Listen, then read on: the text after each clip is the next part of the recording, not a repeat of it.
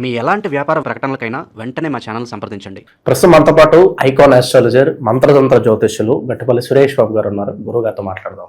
నమస్కారం గురుగారు. జై శ్రీమన్నారాయణ.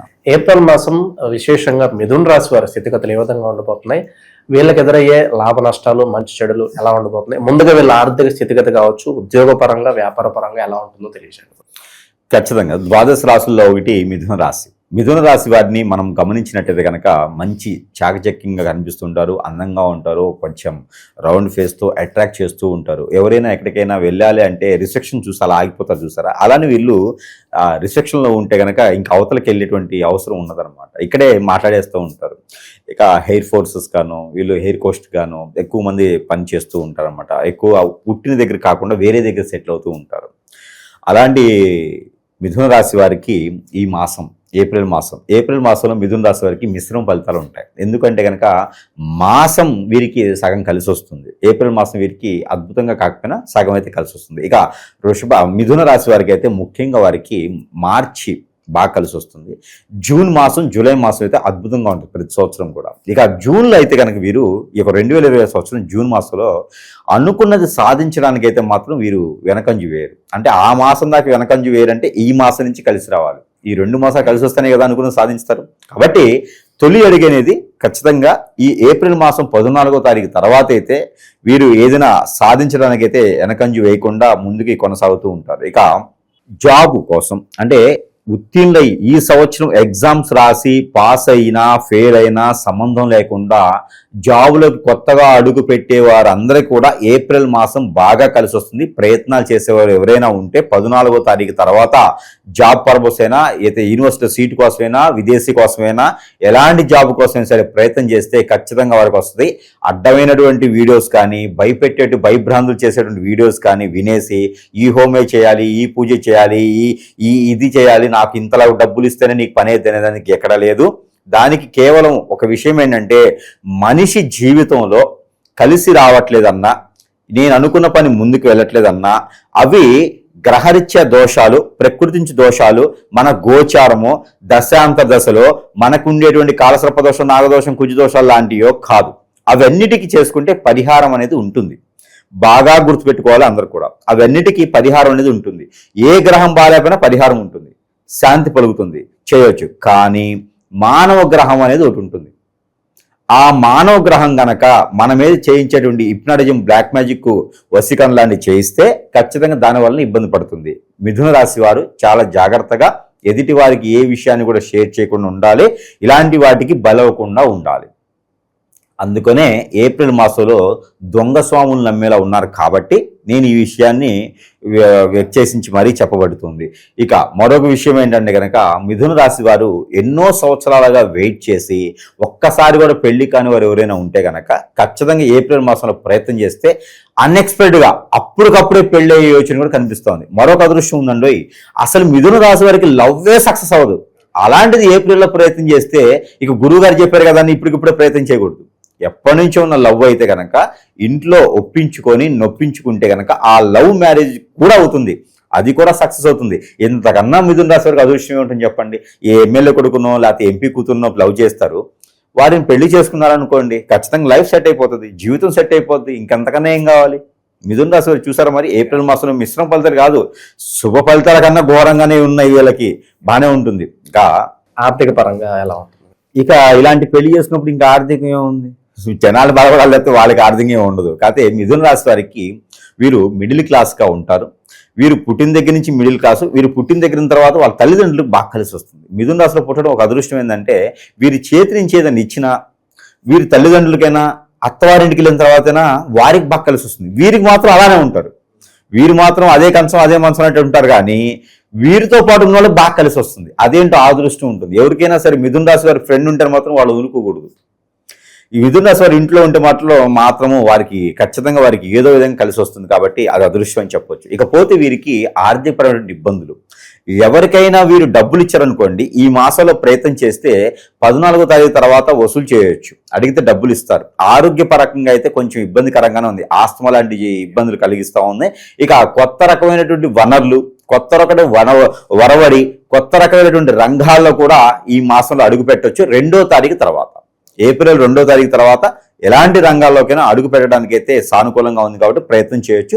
ఇక మెడికల్ కానీ, బట్టలు కానీ, వాటర్కి సంబంధించిన కానీ, పాలకు సంబంధించినటువంటి వస్తువులకి వీరు వ్యాపారం చేయడానికైనా, జాబ్ ఐటీ కానివ్వండి, నాన్ ఐటీ కానివ్వండి, జాబుల్లో అయినా ప్రయత్నం చేసుకుంటే కనుక నిరుద్యోగులకు ఉద్యోగం వస్తుంది, ఉద్యోగస్తులకి ప్రమోషన్స్ వస్తుంది, ప్రమోషన్స్ ఇంక్రిమెంట్స్, అలానే ట్రాన్స్ఫర్స్ కూడా ఉండేటువంటి దానికైతే అవకాశం ఖచ్చితంగా కనిపిస్తూ ఉంది. అలానే మోటివేషన్ క్లాసెస్ కానీ, మాస్టర్స్ కానీ, ఏదైనా ఇన్స్టిట్యూట్స్ పెట్టేదానికి కానీ కూడా వీరికి అద్భుతంగా ఉంటుంది కాబట్టి అలానే ప్రయత్నం చేసుకోవచ్చు.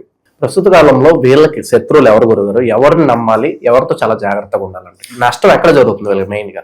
ఖచ్చితంగా ఆడపిల్లలకైతే శత్రువులు తోడుకోడల నుంచి, ఆడబిడ్డల నుంచి అయితే ఖచ్చితంగా ఉంటుంది. కొంచెం జాగ్రత్తగా ఉండాలి. కన్ఫ్యూజన్లో ఉన్న వాళ్ళకి క్లారిటీ అనమాట.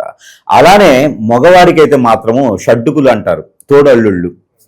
ఒక ఆడపిల్ల ఇంట్లో 4 ఆడపిల్లలు ఉంటారు, వారి యొక్క భర్తలు ఉంటారు కదా, వారి వల్లనే వీరికి శత్రుత్వం. రెండోది వారి అత్తయ్య, వారి నుంచి వచ్చేటువంటి బంధువర్గం, ఇలాంటి వాళ్ళ వల్లనే శత్రుత్వం పెరుగుతూ ఉంది. కాబట్టి కొంచెం ఆచి చూసుకొని అడుగు వేసుకుంటే చాలా బాగుంటుంది.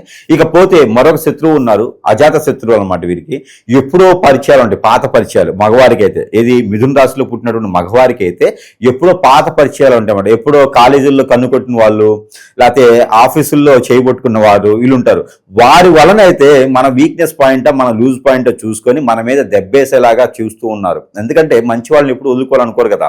కాబట్టి ఎవరి కూడా ఇలాంటి వారు వారి లైఫ్లో రాకుండా బాధపడి భంగపడి ఉండి మళ్ళీ ఇతనే కావాలనుకొని వచ్చి వీరిని ఇబ్బంది పెట్టినా చెంత చేర్చుకోవాలని ఒకటి ఆ ఒక దురుద్దేశంతో ఉండి ఇబ్బంది పెడతారు. వారి వల్ల అయితే కొంచెం స్ట్రెస్ అయ్యేటా ఉంది. కాబట్టి ఎవరితో ఎక్కువగా డిస్కస్ చేయకుండా, మాట్లాడకుండా, ఎక్కడ ఉంటున్నాము, ఏం చేస్తున్నాం చెప్పకుండా మన పని మనం చేసుకుంటూ ఉండాలి.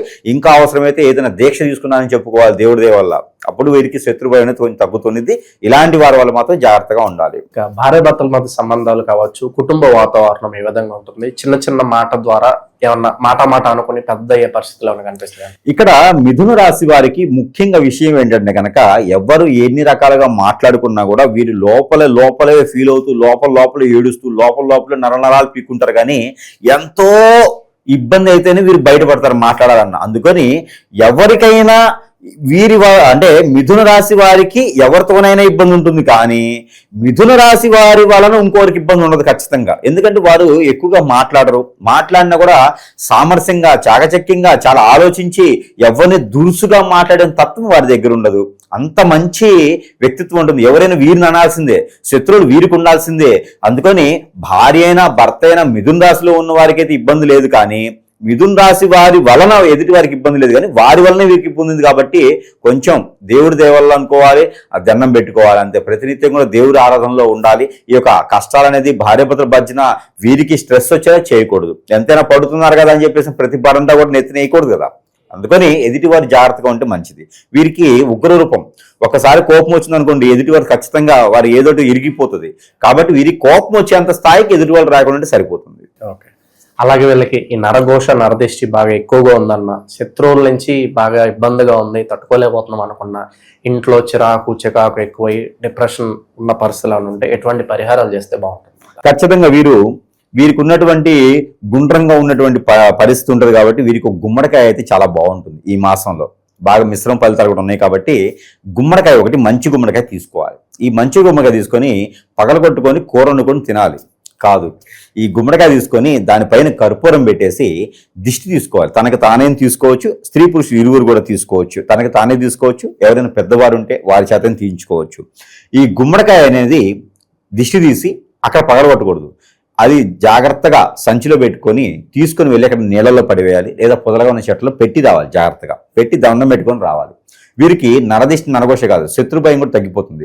ఈ చిన్న పరిహారం వీరికి అద్భుతాన్ని సృష్టిస్తుంది. ఇక దేవుని అనుగ్రహం కూడా వీరికి ఖచ్చితంగా కావాలి. పెళ్ళై పిల్లలు పుట్టుకుని ఉన్న వారికి, పెళ్లి త్వరగా అవ్వట్లేదు అనుకున్న వారికి ఈ పరిహారం వీరికి అద్భుతంగా ఉంటుంది. ఏమిటంటే శనగలు, పుట్నాలు, అలానే ఈ యొక్క బఠానీలు, పచ్చి బఠానీలు ఉంటాయి, ఇవన్నీ కూడా కలిపేసి, పల్లీలు, ఇవన్నీ కూడా కలిపేసి గుడాలు ఉండాలి, గుగ్గిళ్ళు ఉండాలి. ఈ గుగ్గిళ్ళు వండేసి దాంట్లో ఇంగు వేసేయాలి, తాలింపు వేసుకోవాలి, ఎండుమిరపకాయలు వేయాలి, బెల్లం కూడా వేయాలి. ఈ వేసినటువంటి మిశ్రమాన్ని ఎక్కడైనా విష్ణు ఆలయంలో కానీ లేదా సుబ్రహ్మణ్య స్వామి వారి దగ్గర కానీ నైవేద్యం పెట్టాలి. ఇది వీరికి అద్భుతమైనటువంటి పరిహారం. ఈ పరిహారానికి గురువుకి కనీసం ఒక 25,000 ఇవ్వాలి. ఈ పరిహారం చేసిన వెంటనే పెళ్ళి ఉన్న వారికి పిల్లలు పుడతారు, పెళ్లి కాని వారికి పెళ్లి అవుతుంది. అలానే లవ్ ఉన్నా కూడా సక్సెస్ అవుతుంది. పరిహారం చూడండి, రూపాయలోనే ఉంది కదా, కానీ ప్రతిఫలం ఎంత పెద్దగా ఉంటుంది. కాబట్టి ఈ యొక్క చిన్న చిన్న పరిహారాలతో కూడా అదృష్టవంతులు అవ్వచ్చు. వీళ్ళకి కలిసి వచ్చే కలర్ కావచ్చు, కలిసి వచ్చే లక్కీ డేట్స్ ఏమన్నా ఉన్నాయి ఈ మంత్లో? ఖచ్చితంగా వీరికి కలిసి వచ్చేటువంటి డేట్ కావచ్చు, లక్కీ నెంబర్ కావచ్చు. ఏప్రిల్ మాసంలో 4 and 6 చాలా బాగుంటుంది. ఇది కూడా చూడండి, 4 ఏప్రిల్ మాసం అంటే 4 వారికి కలిసి వచ్చే మిశ్రమ ఫలితాలు వచ్చేటువంటి ఏప్రిల్ మాసం అన్ని కూడా కలిసి వస్తున్నాయి వారికి. ఇక మిథున రాశి వారికి 4 ఒకటి 6 ఒకటి బాగా అద్భుతంగా ఉంటుంది. రెండోది వీరికి కలర్ వచ్చి కాఫీ కలర్, ఊదా కలరు, మిల్క్ కలర్ ఉంటుంది కదా, మిల్క్ బేబీ కలర్ ఉంటుంది కదా, అలాంటి కలర్స్ అంటే దాని మిల్క్ బేబీ పింక్ అంటది. అలాంటి కలర్స్ వీరికి అద్భుతంగా కలిసి వస్తాయి. అలానే వీరికి మరొకటి ఏంటంటే వారం, సోమవారం, గురువారం అద్భుతంగా ఉంటుంది. కాబట్టి వీరు దత్తాత్రేయ స్వామి వారికి, సాయిబాబా వారికి కూడా ఏదైనా గోధుమ రొట్టెలు ఉప్పు వేయకుండా చేసి కూడా నైవేద్యం పెట్టుకుంటే అద్భుతంగా వీరికి ఆర్థికపరమైన ఇబ్బందులు పోతాయి. స్ట్రెస్ మైండ్ పరంగా ఎక్కువ ఆలోచించే వారికి కూడా ఈ యొక్క సాయిబాబా గారు కావచ్చు, దత్తాత్రేయ స్వామి వారు కావచ్చు, వీరిద్దరు కూడా వీరికి మంచి చేస్తారు. ఇలాంటి పరిహారాలు చేసుకోవచ్చు. ఇక వీరికి అన్ని రకాల రంగాల్లో ముందుకు వెళ్తారు. కాకపోతే ఇంట్లో నుంచి బయటికి వెళ్ళేటప్పుడు ఈ ఒక్క పరిహారం చేసుకుంటే చాలు. 2 మిరియాలు తినేసి బయటకు వెళ్ళిపోవాలి. ప్రతినిత్యం కూడా 2 మిరియాలు తిని బయటకు వెళ్తే అష్టైశ్వర్య ప్రాప్తి కలుగుతుంది. పోయేటప్పుడు ఒక సంచి తీసుకోకపోతే వచ్చేటప్పుడు సంచి నిండుగా తీసుకోవచ్చు. ఈ పరిహారం ఒకటి చాలా అద్భుతంగా ఉంటుంది. మంచి విశ్లేషణ అందించారు, ధన్యవాదాలు.